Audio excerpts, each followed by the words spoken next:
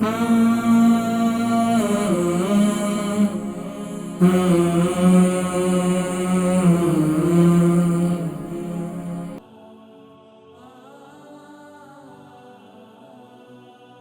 مٹھی ہے اور یہ آپ کے میدے کے اوپر کی نالی ہے. اب یہ اتنا سا میدہ ہے, اس میدے کے اندر آپ کیا کیا ٹھونس رہے ہیں. کچھ باتیں ایسی کہ مجھے کھل کر کرنی پڑیں گی کہ دیکھیں اکثر جو یہاں پر انڈر ویئر پہنتے ہیں یا اکثر پینٹ شرٹ پہنتے ہیں یا جو جسم میں ٹائٹ لباس پہنتے ہیں, یہ تمام جو ہے آپ کے لیے انتہائی مضر ہیں. تو اس لیے ناظرین کرام, اللہ کے پیارے حبیب صلی اللہ علیہ وسلم کی تعلیمات کے اندر جو کھلا ڈولا لباس ہے اس کے اندر ہماری صحت بھی ہے اور ہمارے جسم کے لیے بھی بہت مفید ہے. وہ لوگ یقین جانے کئی ایسے میرے پاس ایسے مریض آئے تو میں نے ان کو کہا کہ بھائی یار سب سے پہلے آپ جو ہے نا کھلے ڈولے لباس کے عادی بنے. وہ یہ کہتے ہیں قاری صاحب آپ نے یہ بات کی, میں آپ کو خود بتاتا ہوں کہ جب میں صبح کام پر ہوتا ہوں, شام کو واپسی آتا ہوں, تو کام سے واپسی پر میں جب اپنے گھر کے کپڑے پہنتا ہوں مجھے اتنا جسم کو سکون ملتا ہے, میرے جسم کو اتنی راحت ملتی ہے, میں آپ کو کیا بتاؤں. تو میں نے کہا یار وہ لباس کیا جو اتنا مہنگا خریدو اور آپ کی جسم کو وہ جو ہے سکون ہی نہ دے. آپ کے لباس اس لیے اللہ نے دیا ہے کہ جو آپ کو سکون بخشے, آپ کی شرم و حیا کو پوشیدہ رکھے. لیکن ہمارے ہاں کھانا, اب ناظرین کرام طب نبوی صلی اللہ علیہ وسلم کے اندر کیا ہے کہ 1/3 کھانا, اور کھانا بھی اتنا کہ بھوک چھوڑ کر کھانا چھوڑ دو.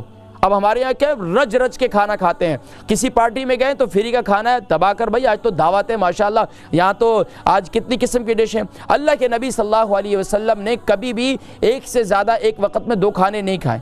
اب ہمارے یہاں کیا ہے, پہلے البرکہ ٹرسٹ کا منشور, آؤ غم سمیٹیں خوشیاں بانٹیں.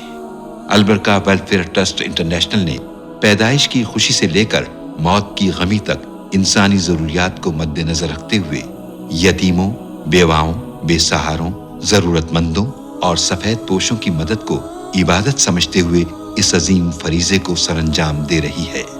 سندھ اور بلوچستان میں البرکہ ٹرسٹ آپ کی زکوٰۃ, عطیات اور صدقات کی بدولت انہیں تنہا نہیں چھوڑتا اور ان کی ضروریات کو پورا کرنے کی ہر ممکن کوشش کی جاتی ہے. ماہانہ ڈور ٹو ڈور فوڈ پیکس کی فراہمی کے ساتھ ساتھ رمضان المبارک میں ہزاروں مستحقین کے لیے اسپیشل فوڈ پیکس سحر و افطار کا اہتمام کیا جاتا ہے. آپ بھی اپنی زکوٰۃ البرکہ ٹرسٹ کو دیجیے. رابطہ کیجیے 0121 6677 399.